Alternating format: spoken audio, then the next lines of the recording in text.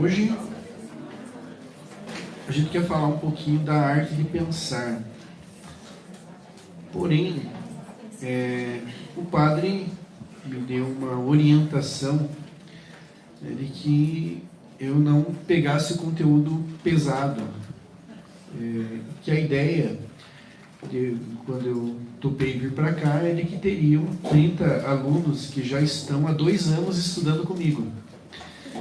E acabou que deu bem mais gente, né, do que os 30 alunos que estão há 2 anos. Então, não vamos prejudicar esses alunos que estão há mais tempo estudando e que querem algo mais, vamos dizer assim, comida mais grossa, né? Mas também vamos, né, novamente tentar equalizar os demais. Então, eu não pretendia falar essa parte agora como nem aquela de ontem, mas eu acho que eu assim, achei coerente, padre, achei ele uma pessoa muito sábia. Ele falou para eu falar um pouquinho, rapidamente, da crise da educação. Aí eu falei que todo mundo sabe, né? Basta olhar para a gente mesmo e a gente vai ver a crise da educação. Não precisa muito. E tem muita gente já falando disso, né? Na internet, você segue os católicos, todo mundo está falando da crise da educação. Já tem um monte de livro contra o Paulo Freire, live contra o Paulo Freire, não sei o que e tal. Então o pessoal já acordou para isso. Mas ele falou que a perspectiva que nós mostramos, que os meus alunos já viram, falou, é diferente de tudo. Ele falou, as pessoas precisam entender, porque elas estão cometendo os mesmos erros em campo católico. Então elas acham que o problema da educação é que a educação não é católica. Então vamos fazer agora a educação católica. Comete o mesmo erro. Então é importante isso daí, né, que vocês estão ensinando. E eu uso, para quem estava no mosteiro lá na aula que eu dei, quem já é meu aluno, a gente começa por um livro do Émile Durkheim, a explicar a decadência da educação, o erro da educação. O Émile Durkheim, ele escreveu um livro chamado Suicídio. Neste livro, ele queria entender por que o homem se suicidava. Por que ele queria entender isso? Porque ele percebeu que na Revolução Francesa, o índice de suicídio tinha aumentado muito. Então, primeiro ele entendeu que a Revolução Francesa aumentou o PIB do mundo, ou seja, o mundo se tornou mais produtivo. Então, ele percebeu que na Revolução Francesa as pessoas começaram a trabalhar mais, produzir mais, e as pessoas começaram a se matar mais. E ele fez uma pesquisa nesse livro Suicídio para entender o que estava acontecendo, por que aconteceu isso. Então ele percebeu que as pessoas que eram sozinhas, que eram solteiras, moravam longe da família para estudar, elas cometiam mais suicídio do que aquelas que ainda moravam com a família. Depois ele estudou mais um grupo e ele percebeu que as pessoas casadas cometiam um pouco menos suicídio, né? Ou seja, menos suicídio do que uma pessoa solteira. As pessoas casadas que tinham um filho cometiam menos suicídio do que as pessoas casadas que não tinham filhos. As pessoas casadas com 2 filhos menos, com 3 filhos menos, e a família numerosa tinha um baixo índice de suicídio. Família numerosa a partir de 5 filhos naquela época, né? Hoje a partir de 2 já é numerosa. Já está acima da média. E outra coisa interessante que ele viu é que a religião influenciava. Os cristãos, eles se suicidavam menos do que os hindus, do que os árabes. E entre os cristãos, os católicos se suicidavam menos do que os evangélicos. Depois ele vai explicando, né? E quando você juntava a família numerosa, e essa família numerosa era católica, era 0 o número de suicídio, não tinha. Ele colocou, não encontrei nenhum. Então a família católica numerosa não tinha suicídio. E o que ele entendeu com isso? Ele entendeu algo que ajuda a gente a ver o problema da educação. Ele disse assim: o que leva as pessoas a tomar essa decisão, se elas querem viver ou se elas querem morrer, né, é uma decisão que nem é delas, né, uma decisão dura de tomar, que elas têm que tomar o lugar do Criador para tomar essa decisão que não tem volta.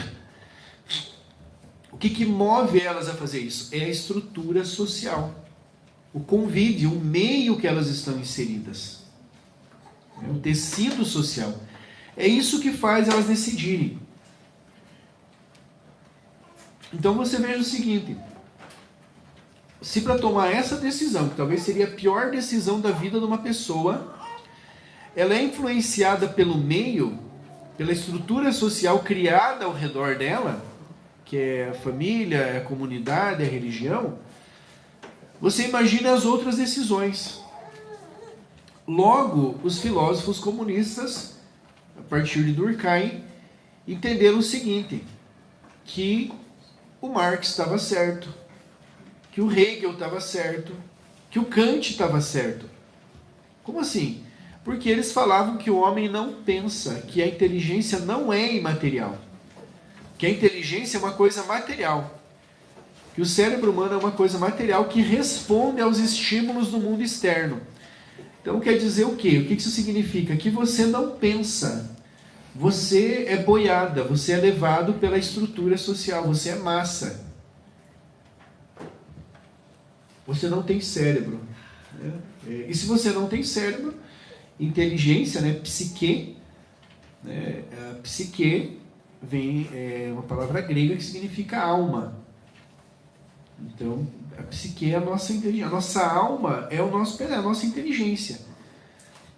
Então, se o cérebro é material, ou seja, você não pensa, você não está aqui porque você pensou, não, eu tenho que entender isso e tal, e meditou, e pensou nos teus filhos, e aí fez um raciocínio lógico e pensou, eu vou ir lá. Você está aqui porque você viu que estava todo mundo falando, e nos grupos de WhatsApp aqui de Goiânia, o pessoal mandando esse convite, quando você viu, estava lá. Né? Igual o retiro, quando o pessoal vai dar testemunho no final do retiro, né? A pessoa sempre fala assim, em primeiro lugar eu não queria vir. Não era para eu estar aqui, eu estou aqui porque Deus quis, né? Por que ela nem queria ir? Mas ela viu todo mundo, ela arrumou as malas e foi. Então ela é movida pela estrutura. E esse é o problema da educação. O problema da educação moderna é esse. Ela acredita que o homem não tem cérebro, que o homem não tem inteligência, ou que a inteligência é algo material. E aí, como que eu educo o homem? Com a estrutura social. Então, para deseducar um homem, né, da cultura que ele tem, que é a moral judaico-cristã, eu preciso mudar a estrutura social. Eu não preciso convencê-lo de nada. Até aí os comunistas, eles vinham num debate de argumento com a gente. Né? Eles debatiam contra o cristianismo, tentando provar que eles estavam certos. E depois eles falaram, mas é isso que a gente nunca ganha esse debate. Nós nunca vamos ganhar dos cristãos. Enquanto nós estamos aqui tentando provar que os cristãos estão errados, eles estão movendo a estrutura social. Porque a criança nasce, eles já levam para catequese, eles já levam para missa, eles já ensinam, eles já põem na escola católica. Então eles estão lá movendo a estrutura social. A criança cresce pensando que aquilo dali é o mundo, aquilo dali é a realidade. E aí, claro, como a criança não pensa sozinha, ela pensa a partir da estrutura social, o mundo inteiro para ela é católico. Porque ela foi oprimida ali pela família. Então, nós precisamos atacar a base. Nós precisamos mudar a estrutura social. Mexer no tecido social. Se a gente quer, né, educar as pessoas para um governo comunista, um governo mundial comunista, precisamos preparar os cidadãos para esse governo. E aí, eles fizeram isso na China, o Mao Tse Tung fez isso na China. Ele fechou as escolas, mandou matar os professores para que pudesse criar uma estrutura do zero. E os professores começaram, a partir da escola, né, mudar toda a cultura, o estilo de vida do chinês. Um estilo de vida que coloca o trabalho acima de qualquer outra coisa. O trabalho é mais importante do que filho, família, fé, tudo. Para quem está comandando todo esse movimento que é o sistema bancário, isso é ótimo. Porque quanto mais você trabalha, mais dinheiro no banco você põe. E esse dinheiro não é teu, porque se ele está no banco, ele é do banco. Então as pessoas trabalham para o sistema bancário, elas alimentam o sistema bancário. Então o sistema bancário quer isso daí, né? Eles financiam o governo chinês para promover isso daí. Para ser um modelo. E alguns filósofos, um deles chamado Pierre Bourdieu, o outro chamado Louis Althusser, na Escola Normal Superior de Paris, na França, eles viram que não adiantava atacar a família, né, como disse o Marx, né, que você tinha que atacar a família, porque era ali que começava essa estrutura social opressora. Esses filósofos franceses falaram: o problema não é onde começa, o problema é o que reproduz a estrutura social. Porque se a gente acabar com a família hoje, e assim, varrer a família da face da terra, daqui 30 anos, mas isso sendo bem otimista, talvez antes ainda, muito provável que seja antes, ou uma hora ou outra, um menino vai olhar para uma menina, vai achar ela bonita, vão se apaixonar, vão querer ficar junto, vão querer morar junto, e vão querer ter um filho. E aí quando eles fizerem isso, eles começaram a família tudo de novo. Então, nós precisamos o quê? Eliminar aquilo que reproduz a estrutura social. O que reproduz a estrutura social? É a escola. Então, temos que tomar as escolas. Então, esse modelo de educação moderna que a gente tem, tudo que vai surgindo de moderno, então, a gente pegar Jean Piaget, Maria Montessori, não vou nem falar do Paulo Freire, né? Falando dos mais ou menos, não vou falar do ruinzão. Mas o Paulo Freire vem nessa linha também, né? Ele é o pior de todos. O que considera? Considera a premissa, ou seja, o princípio, né? No Paulo Freire ninguém educa ninguém, mas os outros também consideram o princípio de que nós não somos seres imortais, ou seja, a nossa inteligência ela é material, ela não é imaterial. Então nós não temos uma alma imortal. Não temos uma alma imortal. Então, se eu penso assim, a inteligência não é uma coisa que nasce na cabeça, como na mitologia grega, né? Que Atenas saiu da cabeça de Zeus, né? Atenas nasce da cabeça, a sabedoria vem da cabeça de Deus. Essa é a mitologia grega, essa ideia de que a inteligência nasce na nossa cabeça, isso aí é só um mito para eles. A inteligência, assim como o macaco, né, tem braços fortes e a mão, ele consegue subir nas árvores para pegar o fruto lá em cima, porque ele não tem presas igual o tigre para caçar, porque ele não é rápido igual a raposa para caçar, né? E a raposa tem a rapidez, tem dente para caçar, os animais têm presa, tem garra. O ser humano, para sobreviver, ele tem o cérebro. Então é tipo a garra do ser humano. Mas ele, do macaco, não diferencia que ele só tem o cérebro. Mas o cérebro não é algo superior à garra do tigre. Ele é a potência do homem para ele sobreviver. Então o cérebro do homem é só para ele usar para trabalhar. É só para produção. Vocês sabem, isso é marxismo, né? Isso é a ideia do Marx. Então nós entendemos tudo isso e nós vemos que todos os métodos modernos que estão errados, por mais bonito que eles sejam, né? Claro que tem coisa boa. Eu já falei para o pessoal que é meus alunos, me perguntaram da Maria Montessori, eu falei, tem coisa boa na Maria Montessori sim. Né? Agora o problema é do método dela estar baseado nesse princípio também, que é a estrutura que educa. E se a gente tiver alicerçado em outro princípio, entendendo o que a gente está fazendo, a gente pode usar a Maria Montessori sim. Eu não vejo problema. O erro está no princípio. O problema é que a maioria das pessoas não entendem esse princípio. Maria Montessori é aquela inventora da catequese Bom Pastor, né, do método montessoriano. Quem desenvolveu a catequese Bom Pastor não foi a Maria Montessori. Mas é baseado, né, baseado nela, desculpa. Baseado nela. Boa correção, obrigado, Aline. Não, mas obrigado, porque senão ia ficar gravado aqui. E eu sabia disso, mas na hora eu falei, então tem coisa boa, mas o que acontece é que a premissa está errada, né? O princípio está errado. Então, aí nós já começamos a entrar no tema da aula. Porque essa premissa estando errada, a gente parte para iniciativas melhores, mas se a gente não conserta essa premissa, se a gente não entende isso daí, nós começamos a fazer educação católica do jeito errado, sem considerar que a criança e até mesmo nós precisamos desenvolver a inteligência.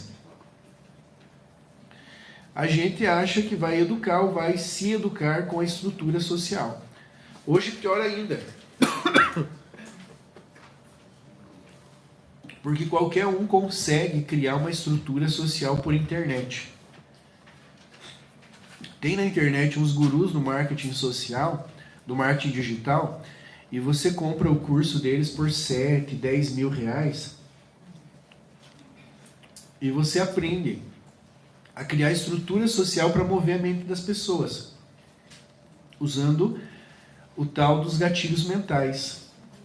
Então você usa gatilhos mentais, vai trabalhando ali com a emoção das pessoas, e você move elas a entrar na comunidade do fulano, na comunidade do ciclano, e ela entra, ela pensa que aquilo é alguma coisa, aquilo é uma ilusão, aquilo ali não é nada, né?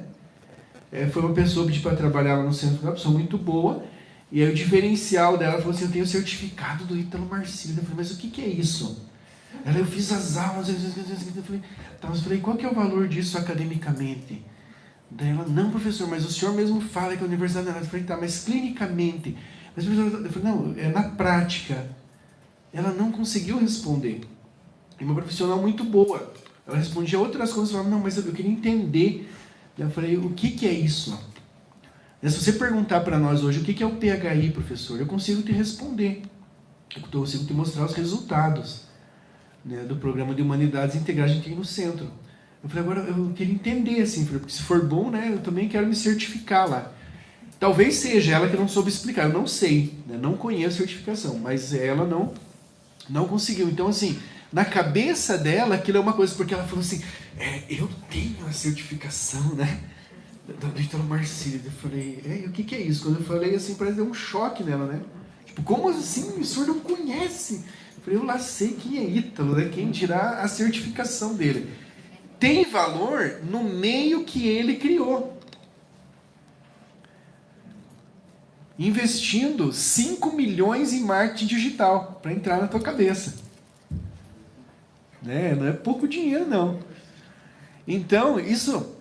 Mas não tenho nada contra. Quem quiser, quem gostar, tudo bem. Mas é um exemplo de erro que nós cometemos quando nós não entendemos que não é a estrutura social que move a inteligência, é o contrário. Na educação nós temos que desenvolver a inteligência para que a inteligência mova a estrutura social. Que a inteligência crie a estrutura social. Senão nós vamos criar crianças inteligentes, porém facilmente manipuladas. Que vão falar que tem uma pandemia, não sei o quê, e elas vão se desesperar, vão trancar em casa, vão aceitar máscara. Manipuladas. Porque como nós fomos educados para isso, elas serão também educadas para isso. Então, isso daí é o princípio de todos os erros da educação moderna. E aí eu posso fazer educação católica, errada também. Tanto no homeschooling como na escola. Eu vou criar uma escola. E aqui para nós o importante é o religioso. Eu tenho um amigo que tem um colégio assim, uma escola assim, é uma escola muito boa, acima da média do que tem por aí. Mas não dá para dizer que é uma escola que está acertando no método. E também não estou falando mal dele, porque não tem quase escola, né? Das que eu conheço, assim, difícil uma que acerte. Porque quando você cria essa escola junto, você já tem uma demanda de pais desesperados por uma educação católica. Essa demanda de pais desesperados, ele já tem uma exigência. E aí você cria uma escola para agradar os pais. E existe uma diferença entre a escola que agrada os pais e a escola que faz o que tem que fazer. A escola que faz o que tem que fazer, muitas vezes ela não agrada o pai. Mas aí o pai tem que achar outra, porque ela não está ali para agradar. Ela está ali com a missão de educar a criança. Agora, essa demanda, esse desespero dos pais atrás de uma educação católica, é muito fácil de você resolver hoje, com estrutura social. Então eu tenho uma estrutura social maléfica, falando da ideologia de gênero, que está na outra escola, agora eu vou criar uma estrutura social que não tem ideologia de gênero. E aí nessa estrutura social, o uniforme é mais modesto, a roupa, né, das crianças tem o brasãozinho católico, reza o terço, tem a noveninha. Tudo isso é ótimo, tudo isso é maravilhoso. Mas nós corremos o risco disso não funcionar. Porque tudo isso é estrutura social. Nós mudamos a estrutura social, mas não estamos ainda considerando a alma imortal da criança. Professor, como é que eu faço para considerar a alma imortal da criança? Tem que considerar que ela pensa. E aí, desenvolver a inteligência dela. Se eu estiver fazendo isso, aí a novena é show, o uniforme, quanto mais bonito, brasão, melhor ainda. Então, assim, o problema é que pegamos só uma coisa, né? Fazemos a maquiagem da educação católica, mas nós esquecemos do principal, que é o desenvolvimento da inteligência. Eu sei que esse negócio às vezes é desafiador, né? Eu falo para os meus alunos, não sei como é que vocês estão aqui ainda, porque o pessoal presencialmente que não aguenta, a gente começa a falar das coisas, e como eu falei, você quer ganhar dinheiro, você tem que incentivar o sonho das pessoas ou justificar o erro delas. Agora, quando você aponta que elas estão erradas, elas já... E elas não aparecem mais. Eu não vou mais na aula daquele louco, né? Então, falando assim, como é que vocês estão durando aqui? Mas a coisa é exatamente assim, né? Então, uma escola, seja ela católica, seja ela normal, para cumprir o seu papel, ela precisa desenvolver a inteligência da criança. Se ela fizer isso daí, e for católica, é melhor ainda. Se ela for católica e não fizer isso daí, pode ser que ela não cumpra o objetivo dela, que é o de formar um bom cristão. Porque esse cristão lá na frente vai ser manipulado. Tem uma comunidade, né, aqui do Brasil, tradicional, de missa tridentina e tal, que mandou todos os seus padres se vacinarem. E depois conversavam, não, mas é questão de obediência. Aí perguntou para o superior não entendia o problema da pandemia. Ele caiu na conversa de que era aquilo ali mesmo. E a resposta dele falou, não, mas na Bíblia diz que se você tomar mesmo que você tome um veneno mortal e crê no Evangelho, esse veneno não lhes fará mal. Então eu falei, amém. Mas o problema é que um monte de gente tomou porque vocês tomaram. Um monte de católico que estava resistindo tomou porque vocês tomaram. Então talvez na comunidade dos padres não vai fazer mal para ninguém mesmo. Eu creio no Evangelho, eu creio nisso. Agora as outras pessoas que tomaram, aí nós já não sabemos, né? E tomaram porque viram que os padres tomaram.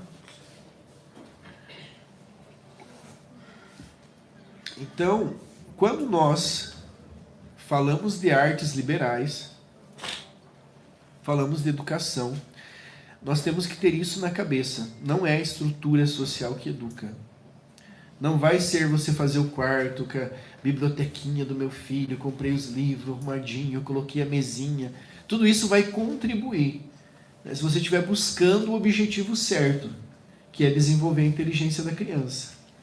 A escola, se ela estiver buscando desenvolver a inteligência, e isso agradar os pais, vai dar certo. Agora, se ela estiver buscando agradar os pais e não desenvolver a inteligência, ela vai virar uma grande rede, vai ficar famosa, vai estar cheia de aluno, mas ela não vai ter cumprido com o seu objetivo. Eu acho engraçado lá no Paraguai, né, que eles têm um filtro para entrar na escola. Não entra qualquer um, é uma entrevista e tal. E depois eles não estão preocupados em agradar os pais. Se os pais não gostam do que está sendo feito lá, eles têm que achar outra escola. Eles não se curvam, né? Não tem, eles têm um jeito de trabalhar e não muda aquilo ali. Então ontem eu estava lá no mosteiro e uma irmã me falou uma coisa assim que eu não imaginava, mas eu acho que é um bom caminho para a gente começar aqui também. Ela falou para mim assim, primeiro ela me viu no café, né? E ela falou, o senhor tem um rosto familiar. E aí tomamos um café e depois nos encontramos novamente. Ela falou, agora lembrei, professor. Falou, meu Deus do céu, que vergonha. O senhor é lá da internet, o senhor fez uma live com a Deia do Tiba esses dias. Eu falei, sim, você viu a live? Ela falou, sim, eu vi, professor. Ela falou, eu queria muito lhe agradecer. Eu posso tirar uma foto e mandar para o meu irmão? Eu falei, claro que pode. Ela falou, professor, o senhor não faz ideia, o senhor está salvando o casamento do meu irmão. Mas como, né? Não tem, não é o meu objetivo, né? Tipo, é com educação, com criança, como escuro, como é que tu salvando o casamento do teu irmão? Ela falou assim, não, professor, é que o meu irmão também era frei. E ele sentiu que não era o chamado dele, não era a vocação dele, né? Lá pelas tantas ele abandonou a comunidade dele e ele casou. Só que ele ficou com uma sequela, ficou com um problema. Ele casou, mas ele ainda quer ter vida de religioso. Ele quer rezar e estudar o dia inteiro. Então, assim, quando ele não está trabalhando, que ele está em casa, ele está rezando, ele está estudando. Eu falei, mas o que isso tem de ruim? Ela falou, o que tem de ruim é que ele não dá atenção para os filhos. E aí a esposa dele tem 3 filhos, a esposa dele não aguenta mais. As crianças o dia inteiro, pai, pera só um pouquinho. E é no celular, vendo formação, ou lendo um livro, ou com a Bíblia, né, ouvindo aula. Então ele continuava assim. E aí ela não aguentou mais, ela pediu o divórcio, eles estavam para se separar. E aí a minha cunhada estava vendo a aula do senhor. E ele parou e ficou vendo junto. Mas ela já tinha pedido para se separar, eles estavam organizando a vida, ele ficou vendo junto. E ele começou a se interessar pelas aulas do senhor. E agora ele vê mais que ela, professor. E agora eles estão bem, graças às suas aulas. Falei, por quê? Porque ele falou que vendo as suas aulas, ele entendeu que dá para amar o Cristo nas crianças. Então ele queria amar o Cristo, ele não estava ali buscando formação, a vida de freio. Ele entendeu lá, quando ele era religioso, que aquilo era a coisa mais importante. Então ele estava dedicado àquilo. Eu falei, ele viu, professor, o amor que o senhor tem pelas crianças. Né? E realmente, é a partir daí que nós temos que começar a trabalhar. A gente precisa olhar para a criança e ver o Cristo. Ver o Cristo na criança, no nosso filho. Então vamos lá.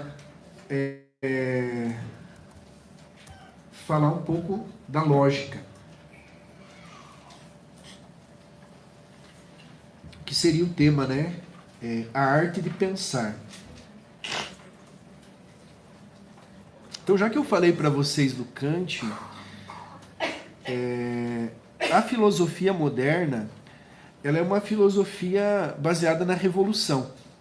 O que é a revolução? Você destrói tudo que tinha antes e começa algo novo. Começa algo do zero. Contrário do conservadorismo, né? O conservador, ele conserva. Você tem uma coisa, aí você não gosta daquela coisa, você conserva o que tem de bom nela, né, e vai construindo uma nova a partir dali. Você não destrói. O pensamento revolucionário não. O que tem não presta, o que vale é o novo. Então, Kant inventou uma filosofia necessária para aquilo que a comunidade científica estava trazendo, né? Que era baseada nas ideias do Isaac Newton. E o Isaac Newton, ele também trabalha nessa perspectiva da não materialidade do cérebro humano, né? Desculpa, da materialidade, né, da inteligência humana, de que ela não é imaterial. E isso daí foi crescendo na perspectiva científica, mas não existia uma filosofia para isso. Então é o contrário da nossa. A nossa filosofia ela surgiu primeiro. Então primeiro o homem pensa, depois ele cria a ciência. Então primeiro veio a filosofia, depois veio a ciência. Na nossa perspectiva. Na perspectiva kantiana, primeiro vem a ciência. E aí nós precisamos de uma filosofia que justifique esta ciência. Então a ciência diz que a inteligência é material. Então toda a filosofia que nós temos de Sócrates, Aristóteles, Platão, ela não serve para mais nada. Porque a ciência provou que o cérebro não é... O cérebro é só matéria. Não existe o pensamento puro, né? É tudo baseado na matéria. Então precisamos construir uma filosofia nova. Então o Kant começa a construir esta filosofia. Depois vem o Hegel. O Hegel, ele diz, não, o Kant está tudo errado. Nós temos que fazer outra coisa. Depois o Hegel tem um discípulo que é o Marx, o Karl Marx. Depois o Marx deixa o Engels, né? Depois vem o Max Weber, mas todos são assim. Né? Quando vem o Marx, ele vê as ideias do Hegel e ele diz, não, o Hegel é tudo ruim. Joga tudo fora do Hegel. É uma outra coisa, é uma outra perspectiva. Para vocês terem ideia, a filosofia moderna, ela considera a Alemanha a Nova Grécia. Porque na Grécia nós temos Sócrates, Platão e Aristóteles. Os três filósofos mais famosos. E na filosofia moderna eles dizem que o novo Sócrates é o Kant. O novo Platão é o Hegel. E o novo Aristóteles é o Marx. Então, uma nova filosofia. Uma nova filosofia amparada pela ciência. A outra não era amparada pela ciência. A outra queria limitar a ciência. A outra limitava a ciência. Agora essa aqui não, essa daqui a ciência deu vida para ela.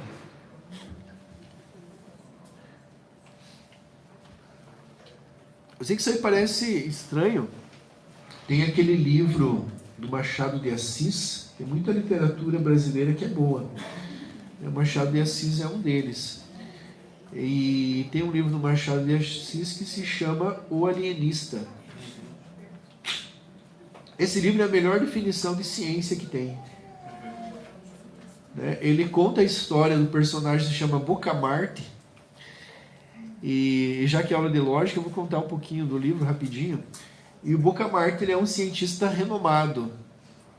E ele quer achar a linha tênue da loucura e a razão. Então quem pode dizer que fulano é louco? Né? Até onde vai a razão? Então a linha da razão é aqui. Passou daqui você já é louco. Então qual é a linha tênue? Aonde que divide razão e loucura? E aí ele começa a fazer uns experimentos, né? E ele pede dinheiro para a prefeitura, porque isso vai tornar a cidade famosa, porque isso aí vai mudar o mundo quando ele descobrir, né? Pode ser que tenha muito louco entre nós aqui e a gente não saiba. Né? Então se a gente definir uma linha, aí a gente definiu uma linha, nós vamos saber agora cientificamente quem é louco e quem não é. E aí ele pega, chama de Casa Verde, né? Lá em Foz do Iguaçu nós brincamos que o Centro Cultural é a Casa Verde. E aí ele começa a fazer os seus experimentos ali. E ele começa a ver que todo mundo que tem alguma coisa que foge do comum, algum tique, alguma mania, faz alguma coisa que não percebe, ele pega e diz, vamos trancar todos esses na Casa Verde. Aí ele começa a ir pela rua, né, e prender as pessoas. Ele vê que um coça muito o nariz e fala, não, isso é loucura, tranca lá. Daí vê outro lá que fica lambendo muito a boca, é loucura, tranca lá. Aí vê outro que fala mal dos outros, mas diz assim, eu não devia ter falado, por que eu falei? Louco, vai. Tranca todo mundo na Casa Verde. Aí a Casa Verde fica muito apertada. Ele começa, ele tem que pegar a mulher do prefeito. Aí ele chega uma bela noite em casa e a mulher dele começa a se insinuar para ele. Fala assim, Bocamarte, faz tempo, né, que você não me procura. Ele fala, também nem se esconde, como é que eu vou te procurar? Aí ele vê que a mulher tá meio estranha, ele, louca, vai também. Ele prende a mulher e leva para Casa Verde. Aí ele vai estudando e ele vê assim, não, mas está demais, tem que começar a soltar as pessoas. Aí ele fala, agora tem que ver um tipo de tique padrão. Né? Aquilo que for padrão, quer dizer, todo mundo tem esse tique, essas pessoas são normais. Então coçar o nariz, todo mundo coça. Então toda essa leva aqui pode liberar, não são loucos. Lambeu o lado e tem também aqui uns 10, é comum, né? Vamos soltar. Agora está ficando uns ali. Mas aí ele começa a estudar e ele vai vendo, não, mas tal tipo de pessoa é maluco. Ele começa a prender de novo e trazer para casa. Ele começa a soltar de novo. Aí sei que no final ele fala, meu Deus do céu, todo mundo é meio louco. Não tem jeito. É aquela história, né, de médico louco, todo mundo tem um pouco. Então todo mundo é doido. Eu vou ter que inverter a pesquisa. Eu vou ter que achar aqueles que são normal e trancar eles aqui. Porque se todo mundo é louco, quer dizer que ser louco é normal. Louco é aqueles que são certos da cabeça. Aí ele prende a mãe, aí ele prende o prefeito. E aí não tem lógica, porque as pessoas estão lá em plenas faculdades mentais, né, pessoas exemplo, o padre, né, ele vai lá, todo mundo fala que o padre é santo, né, todo mundo, ele fala, nossa, o padre é a pessoa mais coerente, então louco, vem, né? Começa a aprender o som da cabeça. Resumindo o livro, claro que vale a pena vocês lerem, um livro curtinho assim, muito bom, né? É só um spoiler, mas resumindo o livro, ele se tranca na casa e morre lá. Porque ele vê assim que não tem jeito, não vai conseguir concluir aquilo. O Machado de Assis estava explicando para a gente o que é a ciência. Porque o Bocamarte se baseava o tempo inteiro em métodos científicos. Então a ciência é essa loucura. A ciência é manipulada aos interesses das pessoas. Então quando ele tinha interesse de um jeito, ele manipulou. Não, cientificamente quem coça o nariz é louco. Depois, cientificamente, quem faz tudo certinho, igual o padre, é louco. Então a ciência mudou.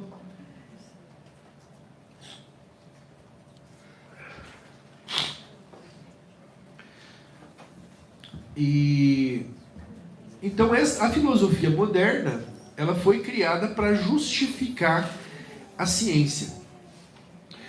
A filosofia clássica, que é o que interessa para nós, como eu falei, ela é conservadora, ela não é assim. Ela não despreza nada. Ela constrói a partir daquilo que está certo na outra. Então você tem que ter a capacidade de olhar para outra filosofia e corrigi-la nos seus erros e aí implementá-la, né, melhorá-la. Então é assim que a filosofia que construiu a sociedade que nós estamos hoje, foi assim que ela se desenvolveu, né, de forma conservadora.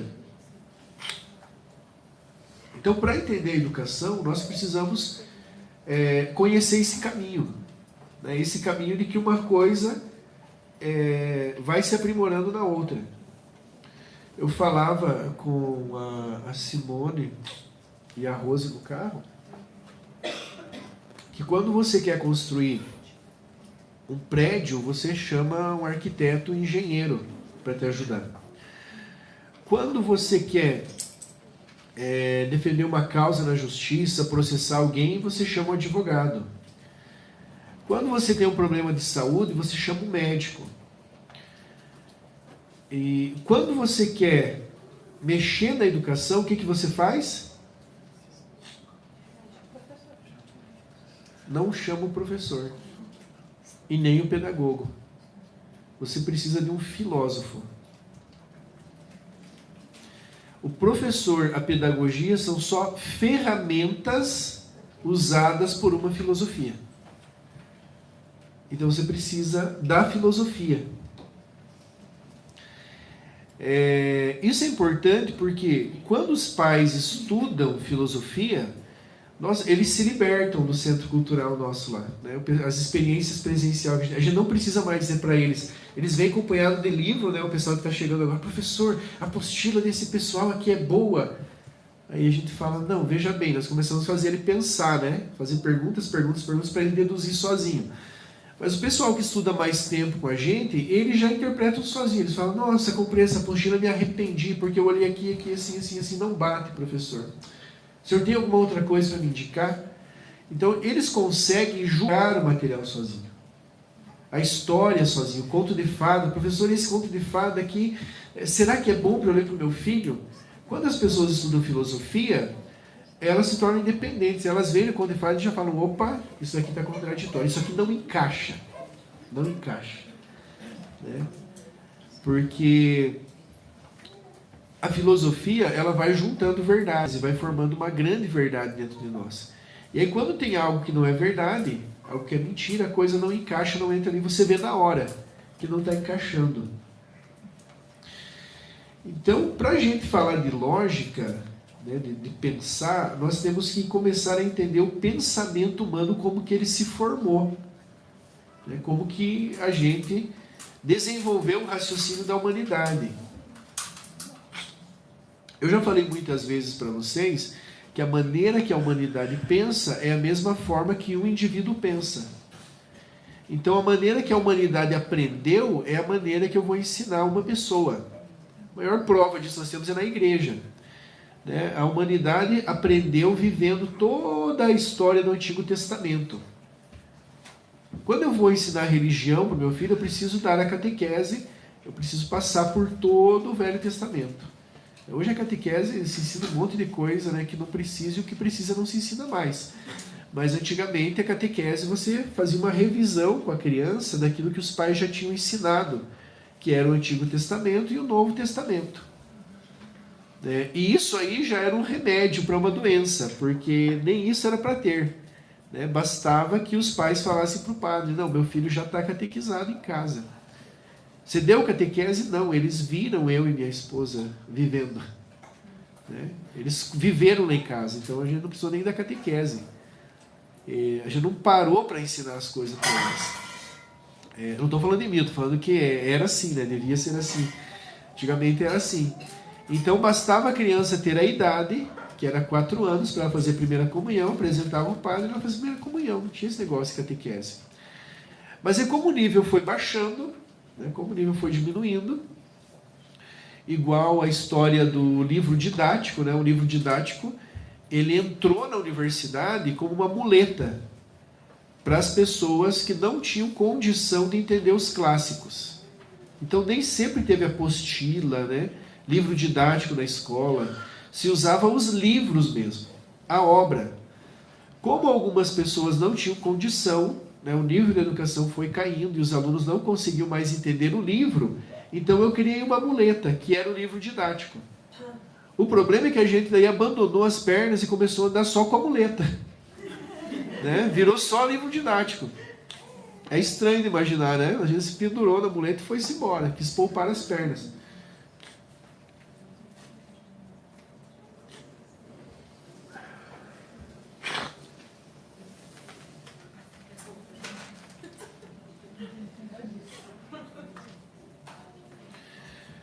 Então, por que eu estava falando isso mesmo?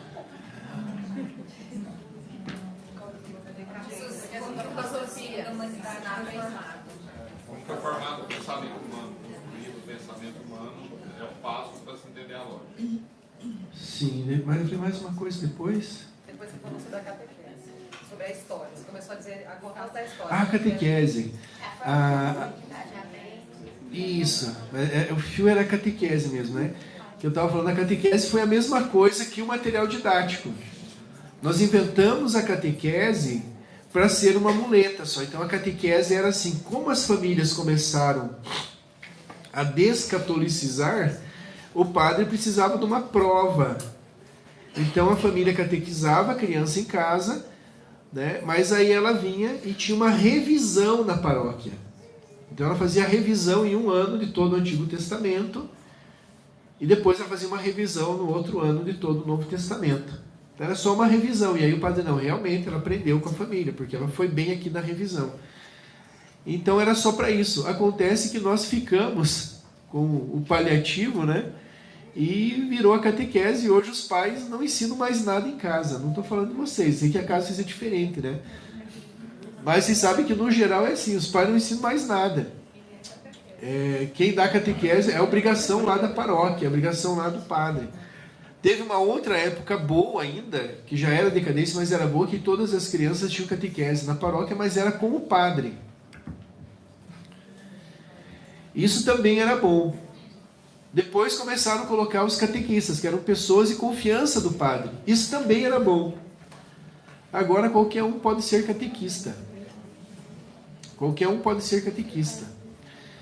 Né? E nada contra, mas eu vi uma história de uma pessoa muito próxima minha, que ela começou da catequese, e aí ela resolveu parar, porque ela falou, não está certo, só que foi uma reflexão dela, mas isso o padre deveria ter visto. Ela era de terceira ou quarta união já, e aí ela resolveu dar catequese, dava catequese, e aí um dia uma menininha falou, tia, por que a senhora não comunga? E aí ela falou assim, eu vi que se eu desse a resposta para aquela criança, eu ia ser injusta. Então eu parei de dar catequese. Eu falei, olha, é virtuosa, vai estar de parabéns, porque é raro. Geralmente a pessoa vai tentar justificar, vai contar para a criança e tentar justificar o erro dela, e aí você não conserta mais a cabeça dessa criança nunca mais. Né? Ela na hora, foi o anjo da guarda da criança. Ela na hora, ela não deu resposta para a criança. Ela não deu resposta nenhuma.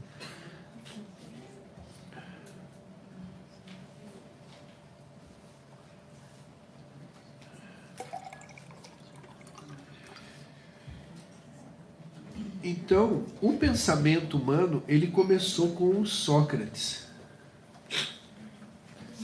Vamos falar filosoficamente. Antes do Sócrates, teve a paideia já, né? A paideia começa com um livro que nós estamos estudando, que é a Ilíada e a Odisseia.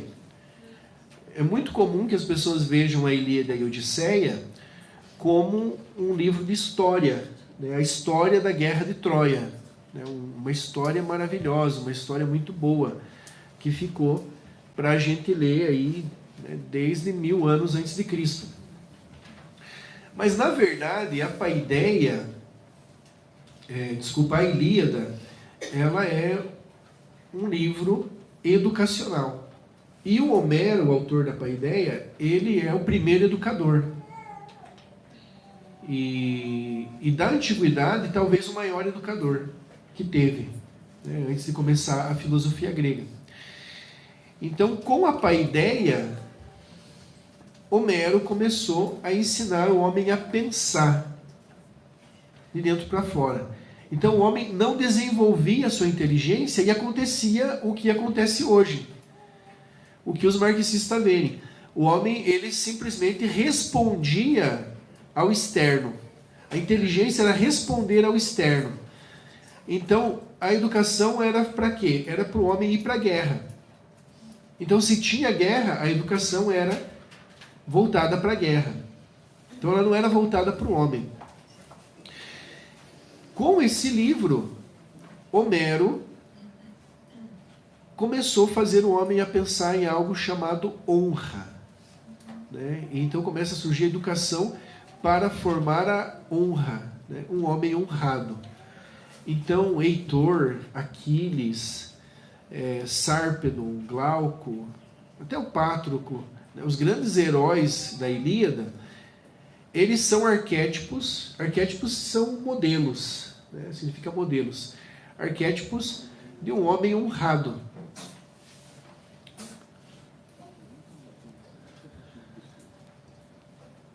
Só que essa honra que o Homero fala na Ilíada é uma honra externa, é uma honra para os outros verem, uma honra voltada para os outros homens, a honra dos homens, vamos dizer assim.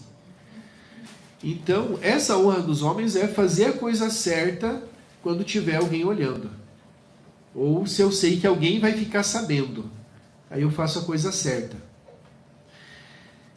Agora, quando vem a filosofia, em Platão já começa uma outra coisa.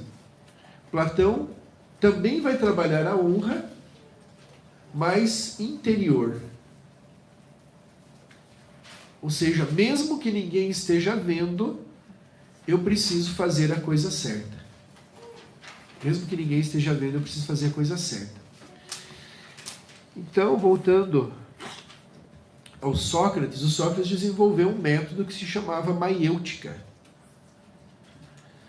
Era a forma de pensar, né? Então tem hoje ainda em algumas universidades aí pelo mundo o tal do seminário socrático. Nós fazemos lá em Foz do Iguaçu um seminário socrático, às vezes para debater algum tema, algum filme que a gente assiste, né? O grupo inteiro assiste um filme e aí nós fazemos um seminário socrático para debater aquele filme.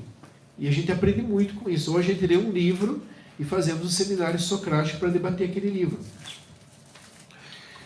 Então, o que é a maiêutica do Sócrates? O Sócrates diz que o pensamento humano começa com uma pergunta. Quando nós fazemos uma pergunta, a nossa mente começa a funcionar. Começa o pensamento humano. Quando nós temos uma pergunta. Você veja que isso já é contrário, né, da crise da educação moderna. Não é algo externo.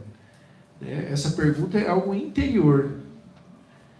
Então Sócrates vai dizer assim que o mistério assombra a inteligência humana.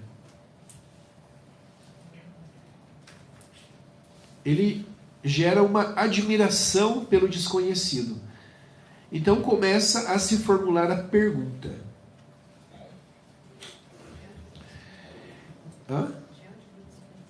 Diante do desconhecido. Porque se é conhecido, não precisa ter a pergunta. Já conheço, né? Então, esse mistério vai gerar uma admiração e vai gerar uma pergunta.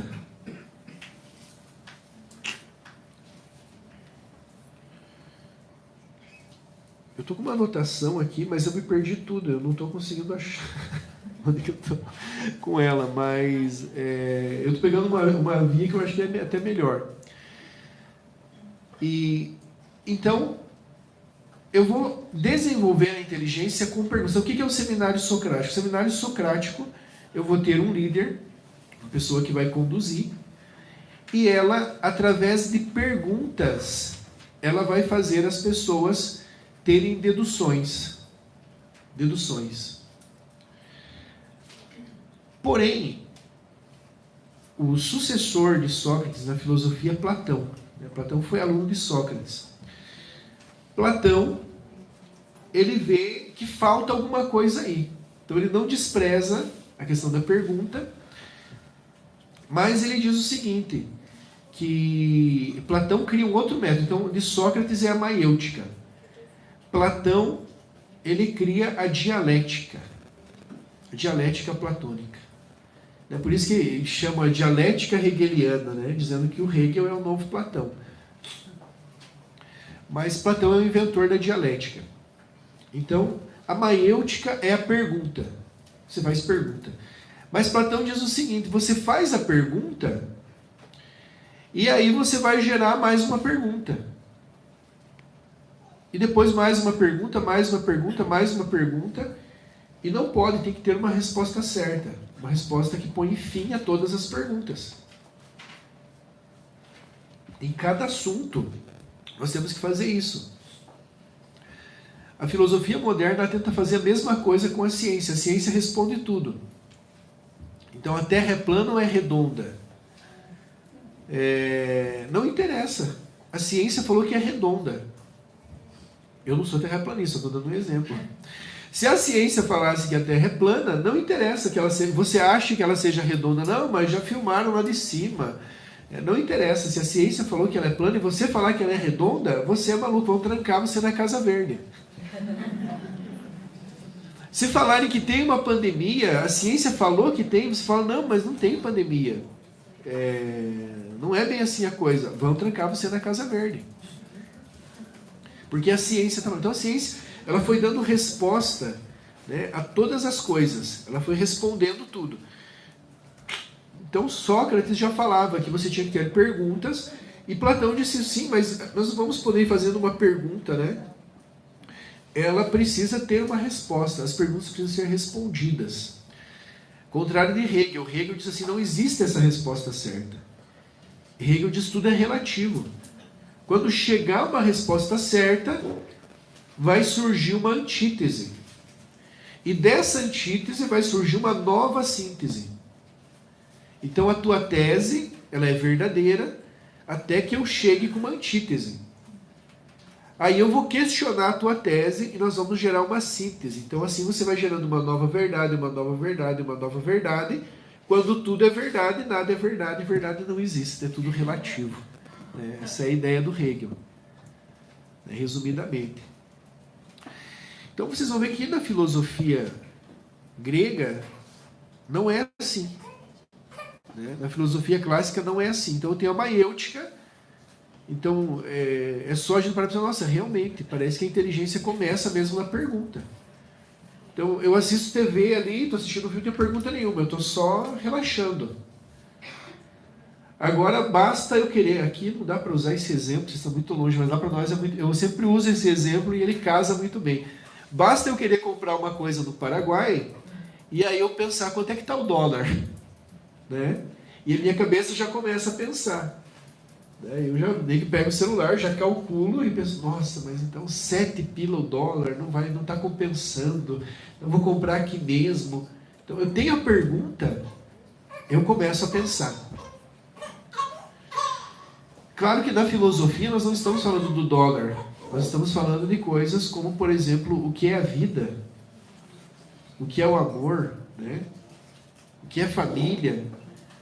Então eu começo a pensar, né? Gera uma pergunta, o que é Deus? E aí eu começo a pensar, começa o pensamento humano.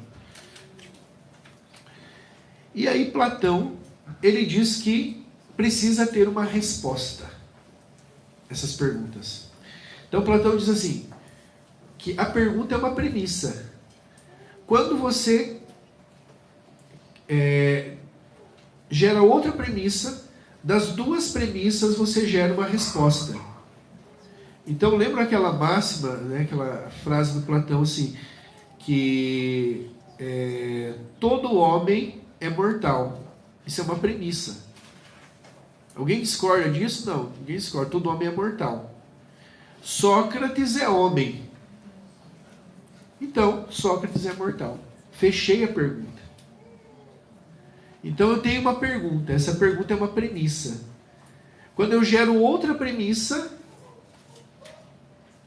eu vou gerar uma resposta que é a resposta final. Então, todo homem é mortal. Sócrates é homem. Logo, Sócrates é mortal. Fim, acabou. Então, para tudo tem uma resposta. E aí Platão vai mostrar da onde que vem essa resposta certa. Ele diz, existe uma resposta certa e ela vem de um lugar. Vem lá de dentro da gente. Nós já sabemos que a coisa é certa antes que nos deem a resposta. Então, quando a pessoa nos dá a resposta, nós já sabemos se está certo ou está errado. Nossa, nós nos admiramos. Nós nos admiramos com a resposta certa. Então, se eu falo, todo homem é mortal, e você pensa, Sócrates é homem, logo Sócrates é mortal. Quando eu fiz as duas premissas, você já tinha a resposta dentro de você, de que logo Sócrates também é mortal, porque Sócrates é homem. Então, a resposta estava dentro da gente. Então Platão, ele inventou um mito. Platão gostava muito de histórias, né? Platão educava com histórias, ele ensinou filosofia com história. Inclusive ele recomenda começar a educação das crianças com fábulas, antes de tudo, né? Antes de tudo, com contação de histórias. Então ele formula uma história. Talvez até aqui eu estou falando, alguns já estão achando complexo, né? É bem início de filosofia, isso que eu estou falando para vocês. Mas para quem não está acostumado, nossa, mas está misturando muita coisa. Mas é pensando nessas pessoas que o Platão aí fez uma historinha. Ele desenvolveu a dialética, que é de duas premissas, eu chego a uma conclusão, eu chego a uma resposta. Então Sócrates é pergunta, pergunta, pergunta, e eu aprendo com as perguntas e chego à verdade através das perguntas. Eu começo o processo intelectivo, ou seja, o pensamento começa com uma pergunta. Então vocês vejam que é interessante, nós estamos aqui falando de lógica, né? E como é que eu vou ensinar lógica para criança? Então, a princípio, parece que nosso professor está falando de filosofia, achei que ele ia dizer para nós se é para fazer isso, mas se você está entendendo a coisa, se o pensamento humano começa assim, como é que eu começo educando a criança? Pergunta, pela admiração, né? Então, é o caminho. Depois você vai só colocar isso, né, esses princípios naquilo que você já está fazendo, e você vai começar a acertar mais. Então, o pensamento começa pela pergunta, pelo assombro, pela admiração diante daquilo que eu não sabia que existia, e aí quando eu descubro que existe, eu começo a perguntar sobre aquilo. Começo, né, a pensar sobre aquilo. Então, como as pessoas não conseguiam entender isso, da premissa, né, para explicar de uma forma simples, porque existia na Grécia o Areópago, que era uma praça, né? Uma praça onde eram contadas as histórias de Homero, e depois era uma praça onde aconteciam as discussões, né, dos filósofos. E uma tentativa era fazer com que as pessoas comuns, as pessoas normais, entendessem aquela filosofia que eles estavam propondo. Então eles faziam, né, seminários, conversas. Então ele resolve contar uma história que é chamado o mito das reminiscências. Alguém já ouviu falar desse mito? Ele inventa uma história. Então vejam bem, é um mito. Depois tem gente que pega isso aí e diz que era o que o Platão acreditava, que era a religião dele. Não, ele deixa muito bem claro, ele cria um mito. Ele cria uma historinha. Ele diz que existe um lugar onde não tem matéria. Existe um lugar onde só existe a inteligência. Então é só a alma das pessoas, né? E ele diz, e todo mundo vive lá. Então existe um lugar e todo mundo está lá, sem corpo, sem matéria. E de vez em quando alguma alma resolve se encarnar. E então ela vem ao mundo, meio que para visitar. Ela deixa esse lugar imaterial e ela vem para o mundo. E quando ela é pequena, ela não consegue lembrar de muitas coisas, né, desse mundo, não consegue entender o que está acontecendo nesse mundo, porque ela ainda está ligada ao mundo que ela deixou para trás. Então ela está entendendo o que é o corpo dela agora. Agora a inteligência dela passou a ser uma outra coisa. E agora ela tem um corpo, né, que a inteligência precisa guiá-lo. Então ela vai entendendo isso. Só que, na medida em que ela vai entendendo isso, ela vai esquecendo do outro mundo. O mundo só das ideias. E aí ela vai se perdendo. Ela vai esquecendo que ela não pertence a esse mundo. Que ela está aqui só de passagem. Que ela é ela do mundo das ideias e ela se encarnou. Ele não diz o motivo, porque é só um mito, né?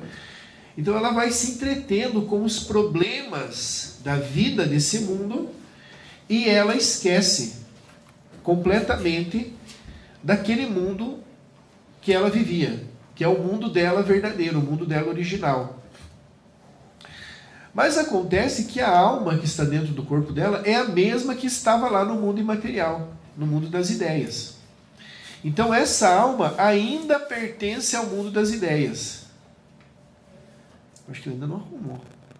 Não entrou ninguém.